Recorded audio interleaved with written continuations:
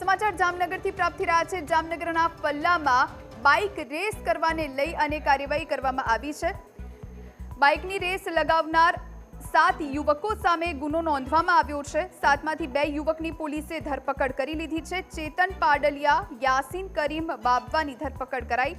Race દરમિયાન ઘાયલ થયેલ યુવક સામે પણ ગુનો દાખલ થયો। અકસ્માતમાં ટ્રક ચાલક અને પોલીસ ફરિયાદી બન્યા છે। આ ટ્રક ચાલક આવી અને ફરિયાદ આપતા તેની એક ફરિયાદ લઈ અને જેને ઈજા થઈ છે એના વિરુદ્ધમાં ગુનો દાખલ કરવામાં આવે છે। તે ઉપરાંત અન્ય 6 છોકરાઓ કે જેઓ 6 બાઇક લઈને આ સાથે જ રેસમાં હતા તેમનો સરકાર તરફે પોલીસ દ્વારા અલગથી ગુનો દાખલ કરી અને તેમના વિરુદ્ધમાં કાયદેસરની કાર્યવાહી કરવામાં આવી છે। જેમાં ઓવર સ્પીડે લોકોની જિંદગી જોખમાય તે રીતે ગાડી ચલાવતા હોવાની ફરિયાદ દાખલ કરેલ છે। તે પૈકીના 2 એક યાસીન કરીમભાઈ અને બીજા ચેતન રાજેશભાઈ પાડલિયાને પોલીસ દ્વારા ધરપકડ કરવામાં આવેલ છે।